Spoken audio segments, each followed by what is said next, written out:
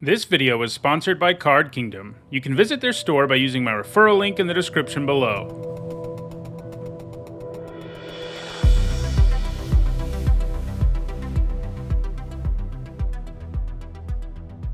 Hi everyone, I'm Neat Sahone, and today is Friday, and that means it's time for the 499th MTG Top 10. The series where I rank cards based on their historical performance at Magic's highest level of competition. We're only a few days away from the 500th episode of this series, and that would have never happened without all of you, so thanks a ton. The 500th episode will be a special extended length one, where I give my picks for the 10 most important sets in all of Magic history. For today, though, we're going to take a look at random discard effects. I was inspired to do this one because of the deck history I did on discard decks just a few weeks ago. I have looked at discard effects in this series, and that list does need its own update, but I thought random discard effects deserved their own video. Making your opponent discard a card at random is pretty powerful, as obviously enough it gives them no choice over what they lose. While looking at your opponent's hand and you choosing what card they discard is usually better, random discard isn't too far behind. To be eligible for this list, a card had to be able to make your opponent randomly discard or exile at least one card from their hand. Symmetrical effects were eligible as long as the opposing player does have to discard at random. In all, there were 51 cards eligible for this list, and in this video we'll take a look at the 10 random discard cards that have had the biggest impact on competitive Magic. Before we get started, here's a quick reminder on how I score cards in these videos. A first tier top 8 is worth 2 points. This includes events like Pro Tours and World Championships. And a second tier top 8 is worth 1 point. This includes events like Grand Prix and Regional Championships. Alright, let's get to our list. At number 10, I have Elkin Lair. This card has a really cool design. During each player's upkeep, that player has to exile a card at random from their hand.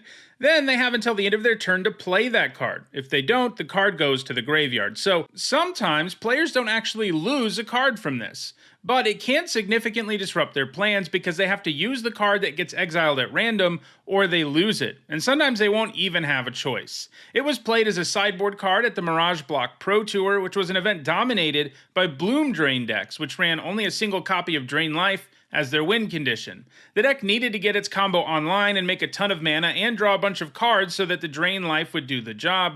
These decks really didn't want to be forced into having to cast their combo pieces before they could actually go off, as they often needed to cast them all in a single turn, so the Lair represented a very real problem for them. Elkin Lair hasn't gained any points though since 1997. At number 9, it is Nath of the Gilt Leaf. Nath forces the opponent to discard a card at random during your upkeep, and you even get a 1/1 elf token every time your opponent discards. So this can spit out a token and take a card away from your opponent every turn, which is quite powerful.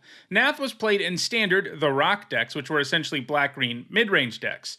Just like today, the Rock decks back then often featured disruptive card effects, so Nath's disruptive effect was right at home there, because it also let you pressure your opponent at the same time. Nath hasn't gained any points since 2007 though. At number 8, it is Rise and Fall. The fall half of the card makes a player reveal 2 random cards, and any non-land card revealed that way gets discarded. So this can often amount to being a 2-mana spell that makes the opponent discard 2 random cards, which greatly resembles one of the best discard spells in the game that we'll see later in the list. The added utility of the Rise part of the card was nice too, as it gave the card a second mode that could be useful in situations where Fall just didn't do anything. Rise and Fall didn't see any play in Block or Standard, but it's gained some significant points in both Modern and Legacy, where it's been featured in decks like Delver, Death's Shadow, and Grixis Control. It has points as recently as 2021, so it isn't out of the question that it gains more points in the future. At number 7, it is Mind Shatter. This makes your opponent discard X cards at random. Casting this is often enough to simply empty your opponent's hand. Entirely disarming your opponent like that is enough to win a lot of games, as you used one card to take away all of theirs. Mind Shatter gained all of its points in Block and Standard, where it was played in the main deck of the Rock. It could also be found in the sideboard of Doron and Fairy decks. It hasn't gained any points though since 2008. At number 6, it is Burning Inquiry. This is an interesting one. I debated for a while about whether to include it on this list, but in the end, I decided to. After all, it makes your opponent discard 3 cards at random. Of course, they get to draw 3 cards before they do, but the random discard effect on the card can actually really hurt your opponent. Obviously, the effect is symmetrical, and the entire reason it has ever seen play is because of modern Hollow One decks, which look to discard cards quickly and play free Hollow Ones or Madness creatures. The sweet thing is, you're basically always going to come out ahead with this, since your deck is well equipped for a random discard effect, while your opponent's deck is generally not going to be. Making your opponent discard some of their best cards is really rubbing salt in the wound when they are also staring down 2 Hollow Ones on turn 1. There are still Burning Inquiry decks finding success in Modern right now, and it's likely to keep gaining points. At number 5, it is Stupor. This spell gives you a nice 2-for-1 since it makes your opponent discard 2 cards, and one of them is completely at random. It was originally printed in Mirage, and it was played in red-black tempo decks in the block format, and mono-black control decks in Standard. After a reprint in 6th edition, it found its way into Standard again, once again in mono-black control. It also received a time-shifted reprint in Time Spiral, and once again broke into Standard, this time into a deck that specialized in making the opponent discard cards. Tarmorack, which combined the Rack and Tarmogoyf with discard spells, resulting in tons of damage in a hurry. It hasn't gained any points since 2007, and it doesn't look very likely that will change anytime soon, unless it gets another Standard legal reprint. I for one would be happy to see Stupor instead of the underpowered Mind Rot variants we keep seeing. At number 4, it is Mind Twist, which is Mind Shatter's much more powerful big brother. It costs 1 less mana for the same effect. Mind Twist is as old as Magic itself, as it was printed in Alpha, and that ties it with another card in the set for the title of Oldest Random Discard Effect in the game. Everything I said about Mind Shatter applies here. Completely obliterating your opponent's hand was a great way to set up a win. Mind Twist was insanely strong in the early days of Magic, so much so that when Wizards of the Coast started to gear up for the beginning of organized play in 1994, they restricted Mind Twist. This meant you could only run 1 copy of it in your deck. The reason for this was that whoever cast a Mind Twist first often just won the game, and pretty much all decks were running a full 4 copies. So it was a good thing they restricted it before Worlds in 1994, which was the very first sanctioned competitive Magic event. It remained restricted between 1994 and 1995, but decks were of course playing the 1 copy they were allowed. After all, it was pretty close to a free win when you had it in your opening hand. In 1996, it was fully banned in Standard, Vintage, and Legacy, and in 1997, it was banned in the newly created Extended format. These days, it is legal and completely unrestricted in Vintage, which is the only format it has ever been legal as a full 4 of. It has seen some play in Vintage over the years, and it has actually gained its most recent point just this year in a Vintage Jund deck. Mind Twist is likely to keep gaining points in Vintage, but I wouldn't expect it to do so at a super fast pace. At number 3, it is Turok, Dreadcanter, which is, by far, the newest card on this list. We just don't see random discard effects that often anymore. Turok was printed in Modern Horizons 2, which allowed R&D to really push him since he skipped legality in formats like Standard and Pioneer. Turok gives you a 2-mana 2/1 who has protection from white and gets a +1/+1 counter anytime the opponent discards a card. You can also choose to kick him, which means that Turok makes your opponent discard 2 cards, which effectively amounts to him being a 4-mana 4/3 that makes the opponent discard 2 cards at random, which is a great deal. Despite only being printed last year, Turok has very quickly become a heavily played card in Modern, where it's played in decks like Death's Shadow and Rakdos Aggro. He also has seen a bit of play in Legacy Death's Shadow.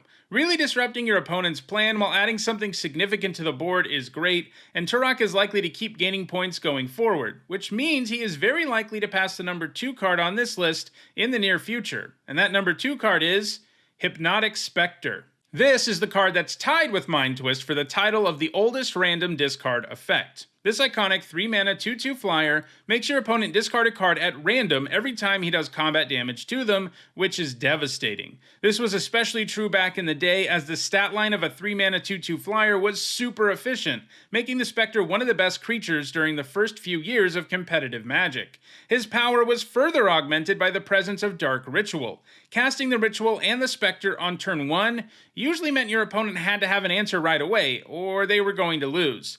Both times it was legal in Standard, it saw significant play. Its first time through Standard, it saw play in both, black aggro and control decks. The second time it was played in aggro and mid-range decks, and it's also gained a couple of points in legacy mono black aggro.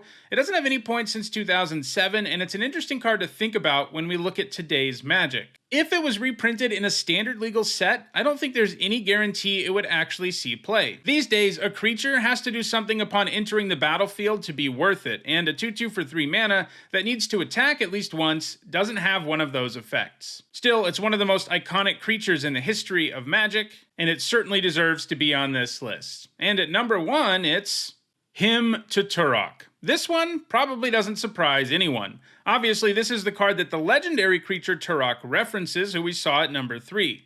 For 2 mana, the Hymn makes the opponent discard 2 cards at random. While it doesn't have the ceiling of a card like Mind Twist, it has a much higher floor, since you can always cast it for 2 mana to make the opponent discard 2 cards at random. It frequently causes significant disruption if you can cast it early, sometimes making your opponent miss land drops or lose their powerful spells. It was played in various black decks while it was in Standard, and was basically a staple in 1995 and 1996. Some of these decks even utilized the rack to get some extra damage out of discard effects.